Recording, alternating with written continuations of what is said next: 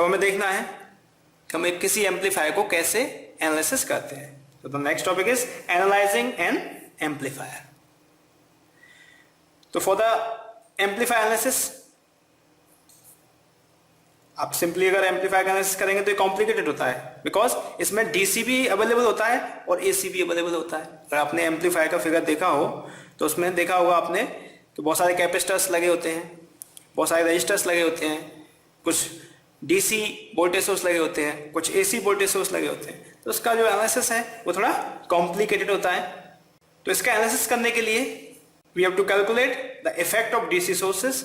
जो DC sources हैं उनका इफेक्ट अलग से कैलकुलेट करना पड़ेगा, एसी सोर्सेज हैं उनका इफेक्ट है उसे अलग से कैलकुलेट करना पड़ेगा, and then find the total effect by using superposition theorem. उसके बाद फाइनली हम दोनों को कंबाइन करके निकाल देंगे कि क्या इफेक्ट होगा सुपरपोजिशन थ्योरम की हेल्प से। तो अगर आपको किसी भी एम्पलीफायर को एनालिसिस करना है तो आपको उसके लिए डीसी सोर्सेज को आप जब लेके बात करेंगे तो उससे डीसी एनालिसिस होगा, जब एसी सोर्सेज को लेके आप बात करेंगे तो एसी एनालिसिस होगा।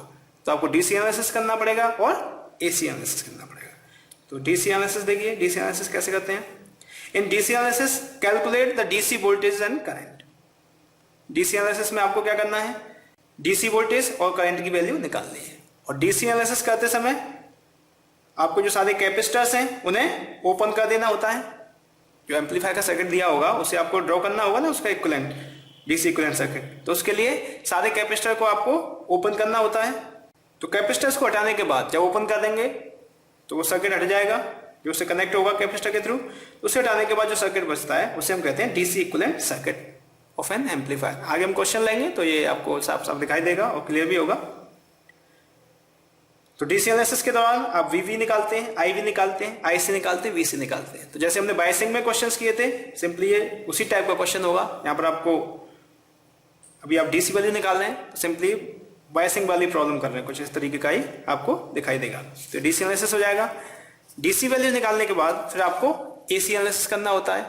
तो एसी एनालिसिस करने के लिए आपको सर्किट को दोबारा ड्रॉ करना होगा, रीड्रॉ किया जाएगा उससे। तो जब एसी इक्विवेलेंट सर्किट आप ड्रॉ करेंगे तो उस केस में क्या करना होता है, जो कैपेसिटर्स होते हैं उन्हें शॉर्ट करना होगा। जब डीसी एनालिसिस किया था उस केस में ओपन किया था, लेकिन एसी एनालिसिस में उसे हम शॉर्ट करते हैं। ऐसा क्यों करते हैं, बिकॉज डीसी में जो कैपेसिटर है वो ओपन सर्किट की तरह काम करता है, आपको पता है, और एसी में वो शॉर्ट सर्किट की तरह काम करता है। इसी वजह से हम ऐसा कर रहे हैं। तो कैपेसिटर को शॉर्ट कर दिया और डीसी जो वोल्टेज सोर्स है उसे हम ग्राउंड कर देते हैं। डीसी वोल्टेज सोर्स होंगे जितने उन्हें हम ग्राउंड कर देंगे and replace the transistor with AC equivalent circuit. जो ट्रांजिस्टर होगा उसे हम एसी इक्विवेलेंट सर्किट से रिप्रेजेंट कर देंगे। जो मॉडल है टी मॉडल से रिप्रेजेंट कर सकते हैं, पाई मॉडल से रिप्रेजेंट कर सकते हैं। तो बेसिकली हमें ये तीन काम करने होते हैं, कैपेसिटर्स को शॉर्ट सर्किट करना है, डीसी सप्लाई को ग्राउंड करना है और ट्रांजिस्टर को रिप्लेस करना है with AC equivalent circuit for the AC analysis.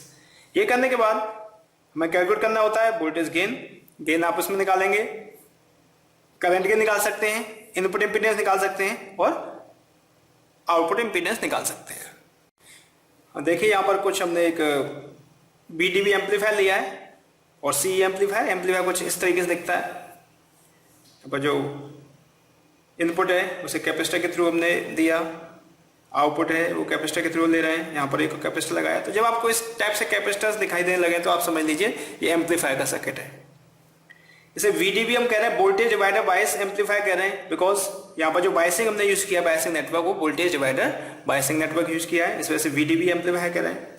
Common ammeter amplifier इस वजह से कह रहे हैं बिकॉज अब देखिए इनपुट किस पे अप्लाई किया है, बेस पर, आउटपुट कहां से ले रहे हैं, कलेक्टर से। कौन सा टर्मिनल बचा, एमीटर। तो जो टर्मिनल बचा होगा वही कॉमन होगा। तो ये हो गया कॉमन एमीटर एम्पलीफायर। आपको इससे ये आइडिया नहीं लगाना कि VDB एम्पलीफायर और कॉमन एमीटर एम्पलीफायर सेम होता है, ऐसा नहीं है। ये जो कॉन्फ़िगरेशन है इसमें जो बायसिंग है वो वोल्टेज डिवाइडर बायस यूज किया है। तो बायसिंग के हिसाब से अगर मैं कहूं तो ये वोल्टेज डिवाइडर बायस एम्पलीफायर है। लेकिन अगर इसका कॉन्फ़िगरेशन जो होते हैं, ट्रांजिस्टर कॉन्फ़िगरेशन किस कॉन्फ़िगरेशन में से कनेक्ट किया है उसके हिसाब से अगर मैं कहता हूं तो ये कॉमन एमीटर एम्पलीफायर है। इस वजह से दो नाम है, लेकिन ये इंटरचेंजेबली हम यूज नहीं कर सकते। ठीक है। तो अगर इसका आपको डीसी इक्विवेलेंट सर्किट बनाना होता तो आप किस तरीके से बनाएंगे, सिंपली आपको कैपेसिटर्स हैं उन्हें ओपन कर देना है। तो आपको कैपेसिटर को ओपन कर देंगे तो ये पोर्शन खत्म हो जाएगा, इसे ओपन कर देंगे तो ये हट जाएगा, इसे ओपन कर देंगे तो ये हट जाएगा, सिंपली ये बचेगा। This is the DC equivalent circuit. अब देख सकते हैं ऐसे क्वेश्चन आपने बायसिंग में देखे थे, और इस केस में अगर मैं आपसे कहूँ इसमें IE निकालिए, IE निकाल सकते हैं, IC निकालने के लिए कहूँ IC निकाल सकते हैं, ठीक है ना। कोई भी करंट की वैल्यू निकालने के लिए कहा जाए आप आसानी से निकाल सकते हैं। तो ये डीसी इक्विवेलेंट सर्किट हो गया। इसी का एसी इक्विवेलेंट सर्किट में बनाना होता तो मैं इस समय पाई मॉडल से बना रहा हूँ, पाई मॉडल से। तो एसी इक्विवेलेंट सर्किट के लिए जो कैपेसिटर्स हैं उन्हें हम शॉर्ट करते हैं, ये सारे शॉर्ट कर दिए जाएंगे। जो सप्लाई है उसे ग्राउंड से कनेक्ट कर दिया जाएगा, और ट्रांजिस्टर को एसी इक्विवेलेंट मॉडल से रिप्रेजेंट कर दिया जाएगा। तो यहां पर Vin हमने शो कर दिया है, उसके बाद ये शॉर्ट हो गया। आगे फिर जो अब देखिए इस पॉइंट से R2 है वो बेस और ग्राउंड के बीच में है, ऐसे ही R1 है वो बेस और फिर ये भी ग्राउंड हो जाएगा, ये भी अगर ग्राउंड हो जाएगा, यहां पर ग्राउंड हो जाता है तो R1 है वो भी बेस और ग्राउंड के बीच में। तो इस वजह से R1 ये बेस है बेसिकली पूरा, तो बेस और ग्राउंड के बीच में R1 आ गया, बेस और ग्राउंड के बीच में R2 आ गया। ये बेसिकली दोनों पैरेलल में आते हैं, तो वैसे पैरेलल में कंसीडर कर सकते हैं। उसके बाद जो पाई मॉडल है उसे हमने लगाया, तो बीटा RE इधर आ रहा है, इस साइड में IC, बिकॉज IE है। यहां पर जब ये शॉर्ट होगा तो इसकी वजह से ये रेजिस्टेंस खत्म हो जाएगा, बिकॉज यहां पे एक रेजिस्टेंस लगा है, इसके बगल में शॉर्ट कर दिया गया है, तो इस शॉर्ट की वजह से ये खत्म हो जाएगा रेजिस्टेंस। तो इस वजह से इसे हमने यहाँ पर एमीटर है उसे पूरा जीरो ये हो गया। तो इस तरीके से आपको इस साइड में बीटा RE डैश मिलेगा, यहाँ पे IE मिलेगा, ये एमीटर है बेसिकली। उसके बाद यहाँ पर देख सकते हैं कलेक्टर पर, कलेक्टर और ग्राउंड इसके बीच में RC कनेक्टेड है, उस तरीके से कलेक्टर और ग्राउंड इसके बीच में RL भी कनेक्टेड है। तो कलेक्टर और ग्राउंड के बीच में RC कनेक्टेड है, कलेक्टर एंड ग्राउंड के बीच में RL कनेक्टेड है, और डेफिनेटली दोनों पैरेलल होंगे, ठीक है ना। तो इस तरीके से आप एसी इक्विवेलेंट सर्किट भी बना सकते हो इससे देख के,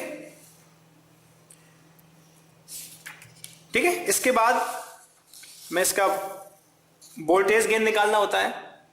voltage gain AV is equal to AC output voltage upon AC input voltage, तो V आउट बाई Vin। पहले आप Vn निकाल लीजिए, बिकॉज हमें यहाँ पर V आउट की जरूरत है, Vin की जरूरत है, दोनों चीज निकालनी है। पहले हम Vin निकाल रहे हैं, तो Vin क्या होगा, Vin बेसिकली जो वोल्टेज यहाँ पर है, जो वोल्टेज यहाँ पर आ रहा है, तो ये रेजिस्टेंस है, resistance into current, V equal to IR होता है जो करंट इसमें फ्लो हो रहा है, और ये रेजिस्टेंस, तो Vin हो जाएगा Vin is equal to IB into beta RE dash, तो IB into beta RE dash, ये इनपुट वोल्टेज हो गया। आउटपुट अगर आपको निकालना है, तो आउटपुट निकालने के लिए ये करंट है, इसका आपको, बिकॉज ये करंट इन दोनों में फ्लो हो रहा है, इन दोनों को मैंने कंबाइन कर लिया, दोनों पैरेलल में है, पैरेलल है, और पैरेलल में इस कॉम्बिनेशन को हम कहते हैं एसी कलेक्टर रेजिस्टेंस भी बोलते हैं, इसे हम RC से भी रिप्रेजेंट करते हैं, AC collector resistance, RC parallel with RL। तो इसमें से जो करंट फ्लो हो रहा है, करंट इस साइड में फ्लो हो रहा है, एक कंबाइनिंग रेजिस्टेंस आएगा, उससे करंट इस साइड में फ्लो हो रहा है। वोल्टेज आपको इसके अक्रॉस निकालना है, वोल्टेज प्लस इधर होगा, माइनस इधर होगा, तो करंट अगर इधर फ्लो होता तो प्लस यहाँ आएगा, माइनस आएगा, लेकिन करंट इधर फ्लो हो रहा है, इसका मतलब यह है कि जब V आउट आप निकालोगे तो कुछ नेगेटिव साइन आने वाला है, तो करंट आपका इस साइड में फ्लो हो रहा है, तो V आउट आप निकालेंगे तो करंट इनटू जो रेजिस्टेंस है वो होने वाला है, लेकिन माइनस साइन भी आएगा। यहां पर यही लिखा है कि V out is equal to minus IC into RC parallel with RL, ठीक है ना, बिकॉज IC का इधर फ्लो हो रहा है, मैं ऐसे भी कह सकता हूं कि इधर जो फ्लो होगा वो होगा माइनस IC, IC इधर फ्लो हो रहा है, तो दूसरी साइड अगर आप चेंज करेंगे तो साइन लगाना पड़ेगा IC, अभी IC इधर आएगा, इसमें एंटर करेगा तो इधर प्लस आएगा, माइनस आएगा, जब तो आप V आउट इस टाइप से निकाल पाएंगे, ठीक है ना। इसमें मैंने यहाँ पे माइनस साइन लिया, minus IC RC parallel with RL, ठीक है। IC हमने लिख दिया, IC equal to beta IB होता है, तो minus beta IB RC parallel with RL, इस वैल्यू को आप पुट कर देंगे गेन निकालने के लिए। तो A B is equal to minus beta I B R C parallel with R L upon I B beta R E dash. तो इस केस में आई बी से आई बी कट जाएगा, बीटा से बीटा कट जाएगा, तो क्या बचेगा minus R C parallel with R L upon R E dash. तो जो R C parallel with R L है इसे हम आर सी कहते हैं, that is known as A C collector resistance. तो इसे हमने रिप्लेस कर दिया, इससे R C upon R E dash. एक यहाँ पर नेगेटिव साइन है, तो नेगेटिव साइन ऐसा नहीं है कि गेन नेगेटिव में आ रहा है, ऐसा नहीं है। गेन तो आप हमेशा पॉजिटिव में ही लिखेंगे, लेकिन ये साइन जो आएगा पहले ये डिपेंड करता है कि जो आउटपुट आ रहा है वो फेस शिफ्टेड है भाई 180 डिग्री। कहने का मतलब ये हुआ कि अगर आपने इनपुट कुछ इस तरीके से यहाँ पर अप्लाई किया है तो आउटपुट आपको यहाँ पर जो मिलने वाला है वो कुछ इस तरीके से मिलेगा, फेस शिफ्टेड। इसका मतलब ये है। बाकी गेन तो अगर 50 आ रहा है तो मल्टीप्लाई तो 50 से हो रहा है, 50 टाइम्स हो रहा है ये, ठीक है ना। नेगेटिव साइन का मतलब ये है। ठीक है, क्लियर है।